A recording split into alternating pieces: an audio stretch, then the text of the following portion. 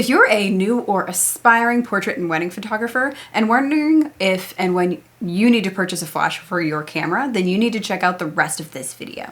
Welcome back to the Camera Bag Essentials video series. By the end of this video, you'll know whether or not it's time to purchase a flash and what you need to look for when buying your first flash. But before we jump into that, we want to introduce ourselves. I'm Hunter. And I'm Sarah. And we're Hunter and Sarah Photography, a husband and wife professional wedding photography team. We're also educators, and our goal is to help photographers build strong foundations in both their businesses and their personal lives so that they can run profitable and sustainable photography businesses. Last week, we wrapped up the last part of our video series about camera lenses. If you're interested in learning more about prime lenses, zoom lenses, or macro lenses, and when we use them as wedding photographers, check out some of the past videos in this series. Now, this week we're moving on to a new part of the series and discussing basically everything that isn't a lens, starting today with flashes and reflectors. So let's start small. If you are an outdoor natural light photographer, which is how most photographers start, you're bound to shoot during some overcast days. These conditions can sometimes give your subjects some unflattering shadows because of the lack of light that's being reflected back into their faces. Now, a really simple and inexpensive way to fix this is with a reflector. And even a large reflector like this one with multiple color options will run you like $100 max. So it's a much smaller investment than jumping right into flash photography. Plus, it helps maintain a more natural light aesthetic if that's something you're interested in, since reflected sunlight is both softer and warmer than light that typically comes from a flash. So as you can see in this image, all you have to do is open up the reflector and move it around until you see your subject's faces brighten, and that's it.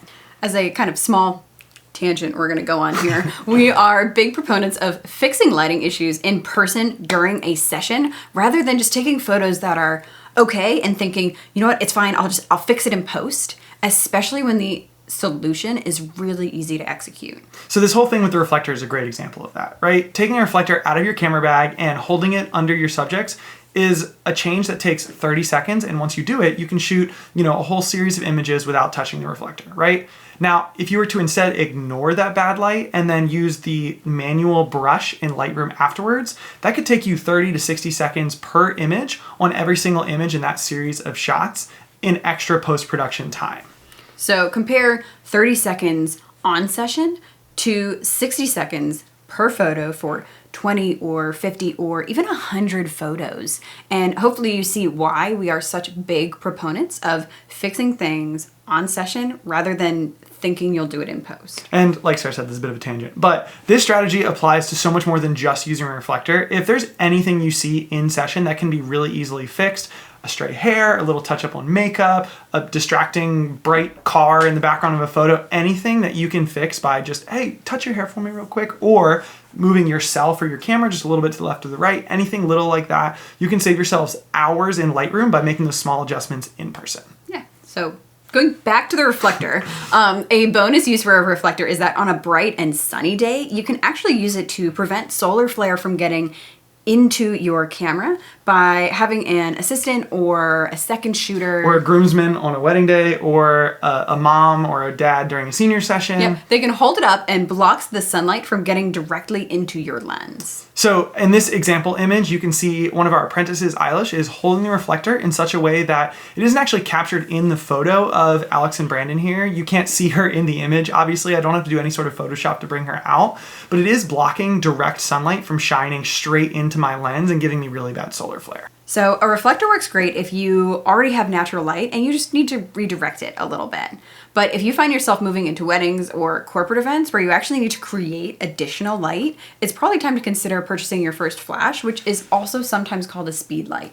Yeah, as wedding photographers, we really only find ourselves using flash during wedding receptions, and that is especially true during dancing photos. Yeah, however, during maybe 2% of our weddings, we'll have to use a flash for really dark getting ready spaces or indoor portraits when, cold or rainy weather kind of drives us inside. However, as photographers with a bright and natural light aesthetic, we don't ever use our flashes for outdoor portraits. Now, that being said, nothing will brighten up a dark getting ready suite or really freeze the action of a dance floor quite like flash photography. And you won't have to sacrifice crisp and clear images like you would if you just kept cranking up your ISO or slowing down your shutter speed. So when you first purchase your flash, you'll be able to mount it onto your camera's hot shoe, which is the metal clip kind of right above your viewfinder. And once you turn it on, it'll flash automatically when you fire the camera. It's pretty simple to start. Now, the first mistake that we see photographers making is that they point their flash directly at their subject and fire it like this. Now, we would never recommend pointing your flash directly at your subject like that unless you really know what you're doing, because unless you're like a seasoned pro at flash photography, you can end up adding just a ton of super harsh light on your subjects and basically making all of your portraits look like mugshots, which is probably not the look you're going for. So instead, what you want to do is indirectly light your subjects using your flash by either diffusing or bouncing it. And we're going to jump right into what those two things are. Yeah, so for starters, if you're in a room that has white or kind of light colored ceilings that are relatively low, you can do what's called bouncing your flash. So this is when you simply point your flash straight up and allow the light to bounce off the ceiling and light your subject with softer, kind of more diffused light. This essentially turns the entire ceiling into one large soft light. So, however, if you are in one of the many situations where you just won't be able to bounce your flash, then, like for example, if the building has really tall ceilings that no light will actually bounce back down, or maybe the ceilings are, wood or dark, then the next best option is to using your flash's built-in flash card to soften the light just a little bit. Yeah, we used to use these things called flash disc diffusers, but honestly, we found that they didn't diffuse the light all that much better than the simple built-in flash card, so we haven't used those in years. However, if your flash doesn't have a card like this, or maybe it's fallen off or something, getting a third-party edition like this is kind of a quick and easy solution. So anyway, if you're ready to purchase a flash, the next question is probably which one. And when you look at the major camera manufacturers, flashes range from barely $100 to well over $1,000, but generally speaking, more expensive flashes will give you more advanced features, but most photographers who just need to add a little bit of extra light to a getting ready suite or a dance floor really don't need all the bells and whistles that come from that $1,000 advanced flagship flash. Yeah, so for example, right now you can get the Nikon SB700, which is one level below Nikon's flagship flash, their most advanced flash, for only $330, and it's everything you need for on-camera flash. The only reason you'd ever want to consider spending 2 or 3 times as much for that top-of-the-line flash, like the SB5000 for Nikon shooters, would be if you were going to do off-camera flash setups and you had multiple flashes and you all need to fire and control them separately and all that stuff, which is not the case for most wedding photographers. However, we will be getting a little bit into off-camera flash in our next video next week. Yeah, so if you've been watching our Camera Bag Essentials series since the beginning, you probably know by now that we're big proponents of purchasing high-quality third-party lenses from companies like Tamron or Sigma in order to save some money, because they can often give you, 80 or 90% performance while saving you hundreds or even thousands of dollars on professional lenses. However, we feel pretty differently when it comes to flashes, and that's because Nikon flashes use a system called Intelligent Through the Lens, or ITTL. Essentially, your flash and your camera talk back and forth to each other in the millisecond before your flash fires, and they decide together how bright your flash needs to be in order to get a well-exposed image, because these flashes can flash just a tiny little bit of light, or they can be crazy bright, and it pretty much figures it out for you. Yeah, you can think of ITTL as sort of like a smart auto flash. Of course, you can give it some feedback using your flash compensation buttons, basically telling your camera that the flash needs to be a little bit brighter or a little bit darker than it thinks is perfect. But this ITTL is so nice when you're using flash in a situation where the light is constantly changing, but you want a more even exposure from image to image. So dance floors on wedding days.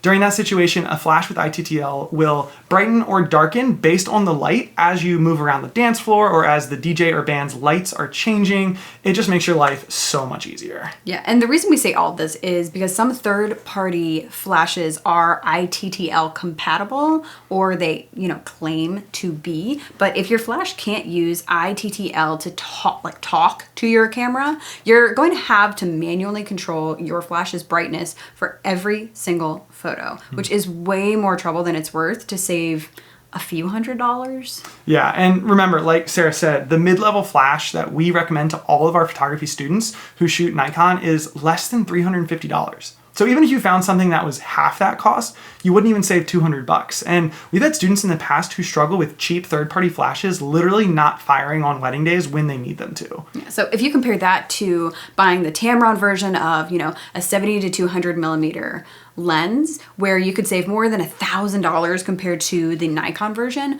hopefully that helps you understand why we believe purchasing third-party lenses can be worthwhile to save you money. But when it comes to flashes, you're probably better off just buying from whomever makes your camera. Yeah, but at the end of the day, if you're looking to purchase a flash in order to just bring a little extra light to an indoor space or a dancing photo, all you really need is a flash that has a swiveling head, an ITTL compatibility, or kind of whatever Sony and Canon call that. But that's it. Thank you guys so much for watching this video. Our hope is that this has helped you understand how to best spend your hard-earned photography dollars in order to grow your business. Yeah, and if you want more helpful free content for photographers, as well as a community of other people who are also building their photography businesses, we'd encourage you to join our Facebook community, Mastering the Wedding Photography Biz with Hunter and Sarah. And this video is just one in a 10-part series all about camera gear for portrait and wedding photographers. So make sure you like, subscribe, turn on notifications, all that good stuff so you don't miss any of the other videos in this series. And if you're ready to buy a reflector or a flash for yourself, we'd be honored if you would use our affiliate link in the description below. You will, of course, pay the same price that you would on Amazon. We just get a small cut as a thank you for making this video. And finally, if you want an even deeper dive into reflectors and flashes, you can check out the kind of more detailed written version of this video on the Hunter and Sarah Photography blog. The link is below. But thanks, guys. We'll see you next week. See you next week.